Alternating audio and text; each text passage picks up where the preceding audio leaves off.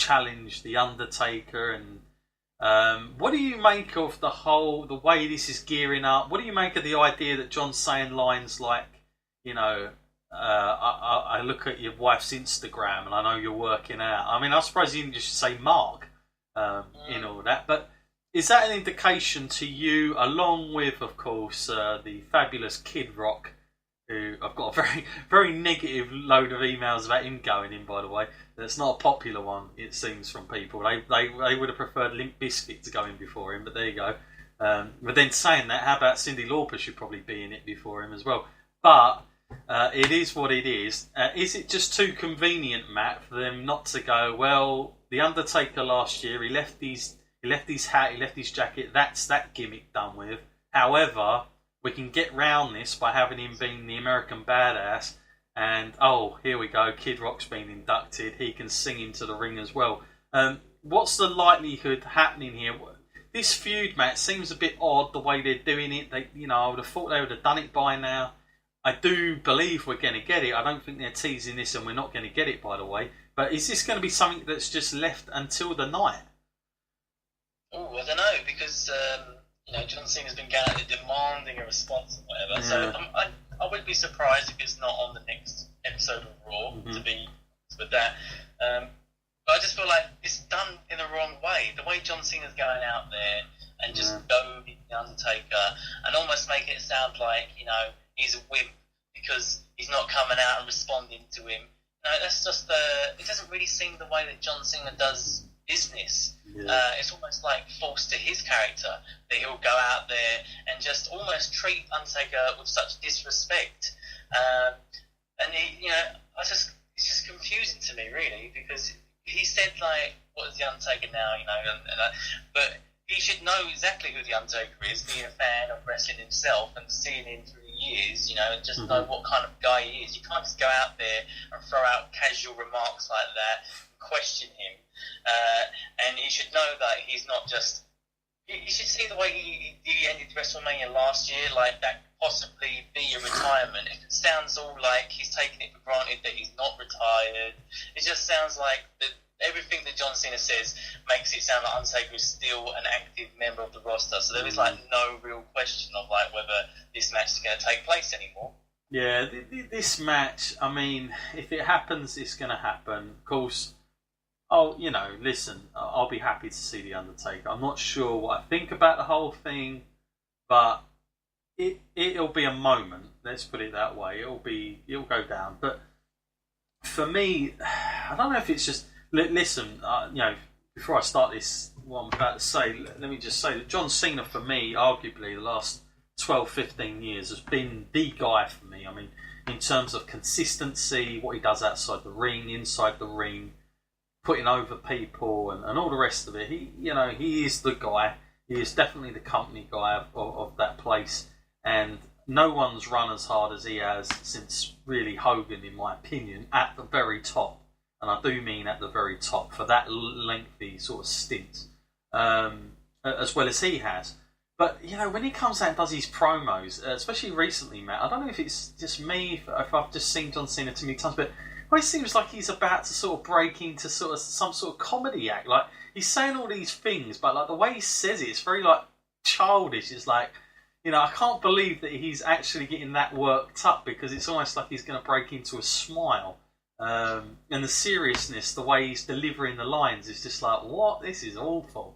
He's like, honestly, I just think he needs to maybe change it, maybe change the tone a little bit, make it a little bit more serious. But when you see him going out there, sort of like hyping it all up, and the way he delivers those lines, it's like, he's not that bothered. He just doesn't seem that into it, if I'm completely honest. I don't know why he wouldn't be, but he doesn't seem like he's totally into this.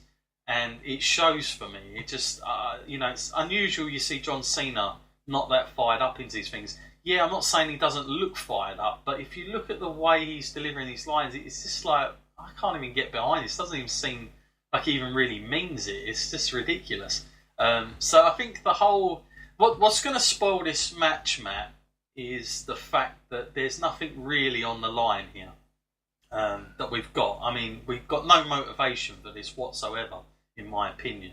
I don't know what the Undertaker's will be, even if we'll ever find out. But when I pictured this match, and I think we've done on our old podcast, The Wrestling Skull, we done I think we done a Magnificent Seven maybe or we at least spoke about dream matches, and I always said Undertaker and John Cena should be one of those matches. But my ideal factor for that match, Matt, would have been a title on the line, and it would have been perfect if John Cena had made it where he is now on number 16, ready to beat Ric Flair's distinguished sort of run of those titles. That's on the line. And for the Undertaker, it is, if he loses, his career's ended. But I feel like at this stage we've gone past that. There isn't a title involved, and I just don't know what the hell we're doing here. I mean, I really don't. For you, Matt, Undertaker coming out as American Badass, what's the percentage-wise of 100 here, Matt? You think that's likely at this point, or do you think we're going to get the dead man? After what we saw last WrestleMania, he folded up the coat, laid it in the ring, laid the hat down, laid the gloves down. He appeared on Raw, didn't wear any of them, no hat, no gloves. I'm assuming that gimmick has been laid to rest. So, my percentage there would be about 85% that he's coming as American Badass at this point. Right, so, yeah. And, it'll be interesting if he does show up. They're leaving it quite late.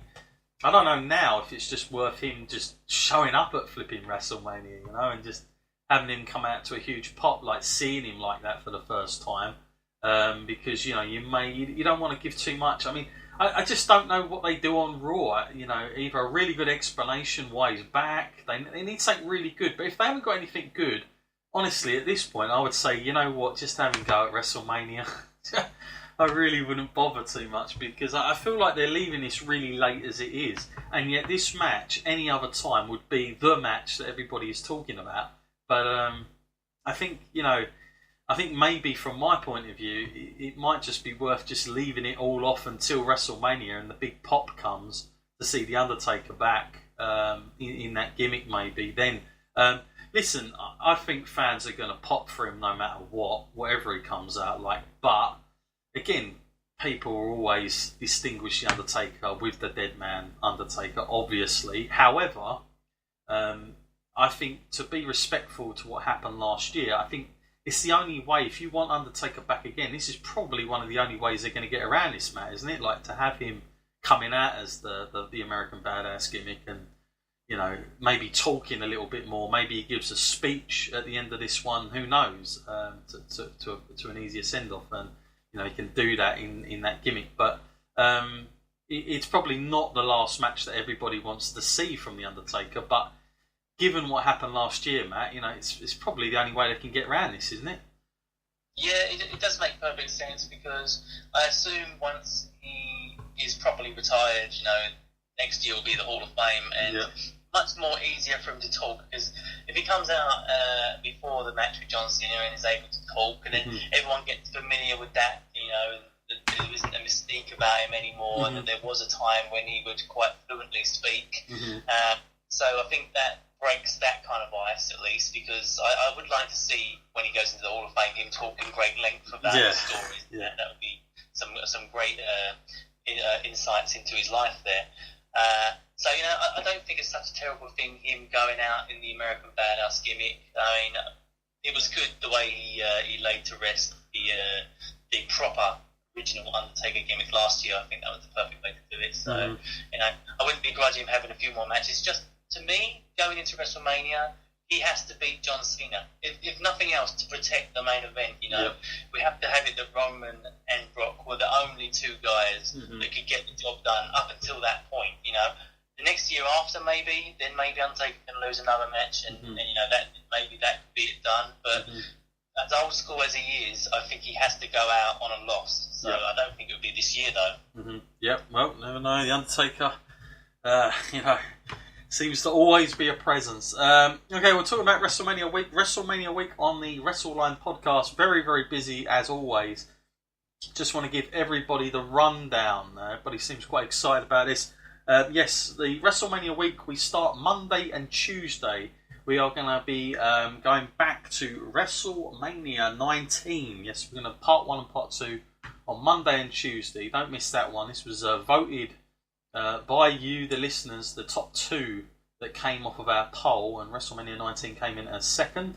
But number 1 was WrestleMania 3, and part 1 and part 2 will commence on Wednesday and Thursday, and that is followed up by Friday with our, of course, we're going to have a WWE Hall of Fame special podcast. Probably, it's only going to be about a 40-minute podcast, but we're going to run through the inductees, give our thoughts on some of their backgrounds and histories, and just the Hall of Fame in general, actually, I think is worth having a little discussion. And then, of course, our big preview for the WrestleMania card will take place on Friday as well. So back-to-back episodes on one day will be coming out Friday.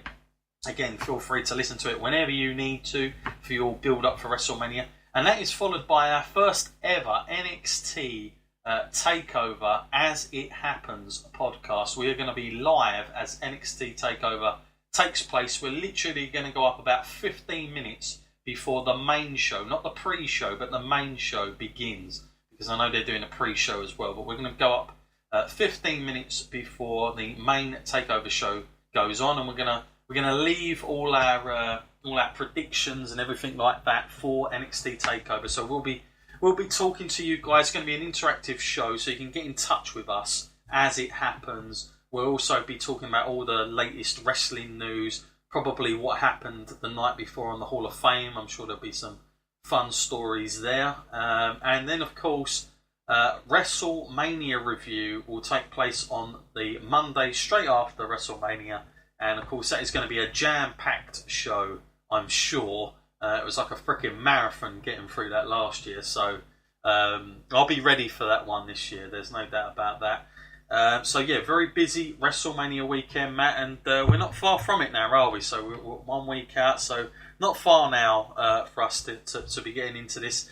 Okay, just a few bits of news here. A lot of people emailed me in this, so of course thought I'd mention this. Of course, unfortunately, Rey Mysterio got injured. It's been going around a while now that he wasn't going to make the Strong Style pay-per-view against Jushin Thunder Liger, which is a huge shame for not just for Rey but also New Japan, because they would have needed that sort of name to be there. Matt, just a quick mention on Rey Mysterio. Of course, we saw him, I suppose it seems ages ago now, but he was at the Royal Rumble. Heard snippets that WWE might have been talking to him, but then perhaps wasn't. Do you see him ever coming? Do you see him coming back this year to WWE at some point, Matt?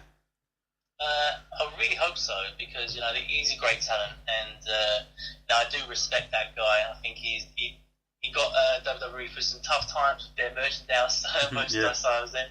There's masks were flying off the shelf at one point, and I don't think anyone's ever really sold as much for kids as what he could. He really had a connection with the fans there.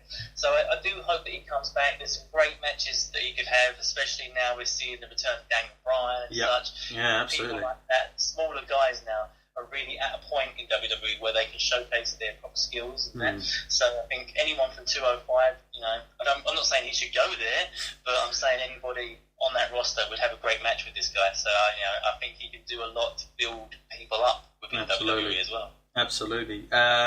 Now, of course, the other announcement that we got as well that came out, I think it was last week, was the location of WrestleMania 35. Lots of rumours were going around. It's going to be in, of course, New Jersey again, MetLife Stadium, which of course is where WrestleMania 29 came from.